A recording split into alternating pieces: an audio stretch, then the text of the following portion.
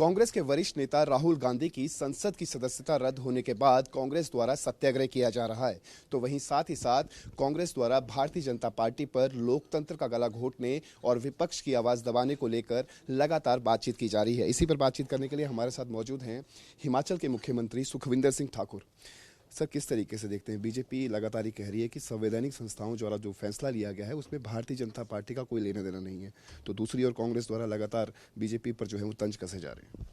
नहीं, ऐसा नहीं है। राजनीतिक षड्यंत्र कई प्रकार से होते हैं और राहुल गांधी को सच में राजनीतिक षड्यंत्र के तहत सदन से उनकी सदस्यता को रद्द किया गया। और सदस्यता रद्द करने का मतलब ये नहीं है कि उनकी आवाज़ को दबा दिया जाएगा। राहुल गांधी जी कांग्रेस पार्टी के एकमात्र नेता ऐसे हैं जो बड़ी निडरता से भारतीय जनता पार्टी की जो नीतियां हैं उनके मुखर विरोधी है। आप पिछले 4 साल में ये बता दीजिए कि राहुल गांधी जी ने हमेशा जनता से जुड़े हुए मुद्दे उठाए, उनको रोकने की कोशिश की गई।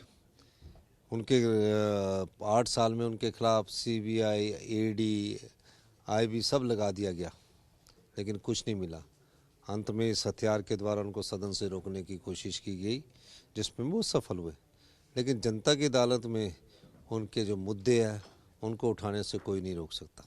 बीजेपी सर लगातार ही कह रही है कि एक राजनीतिक स्टंट जो है वो कांग्रेस द्वारा खेला जा रहा है, संस्थाओं का जो दुरुपयोग है वो नहीं किया जा रहा। संस्थाएं जो है वो अपने स्तर पर जो है फैसला लेती है, अपने कानून की प्रक्रिया अपनी होती है, उसी आधार पर जो है फैसला लिया गया। अब जिस तरीके से अगर हम बात करें, उनके घर को खाली करने की भी नोटिस जो है वो जारी कर दिया गया है। देखिए, घर को खाली करने के नोटिस की बात नहीं है। जिसके परिवार ने 2-2 प्रधानमंत्री दिए हों और दोनों प्रधानमंत्रियों ने देश की एकता और अखंडता के खातिर अपने प्राणों का बलिदान दिया हो, उनको घर की जरूरत नहीं होती। जिस मंशा से किया जा रहा है उसको देखने की जरूरत है। घर की कोई समस्या नहीं है, संसद सदस्य को कोई समस्या नहीं है, क्योंकि राहुल गांधी जी इस चीज़ों किसमें ज़्यादा उलझने वाले नहीं हैं। वो कहते हैं कि ये लोकतंत्र मजबूत होना चाहिए। इस लोकतंत्र में आम आदमी के मन में डर का भय नहीं होना चाहिए। मैं उस डर के भय को मुक्त करवाना चाहता हूँ, उस डर को दूर भगाना चाहता हूँ जिस डर के सहारे लोग अपने आप को चुप्पी साध कर रखे हैं। तो इस दृष्टि से उनके कार्यप्रणाली को देखा जाना चाहिए। चुनाव होंगे, सरकार किसकी बनती है या नहीं बनती वो दूसरी बात है, लेकिन महत्वपूर्ण बात यह है कि जिस देश में मुख्य विपक्षी पार्टी को कमज़ोर करोगे, लोकतंत्र मजबूत नहीं होगा।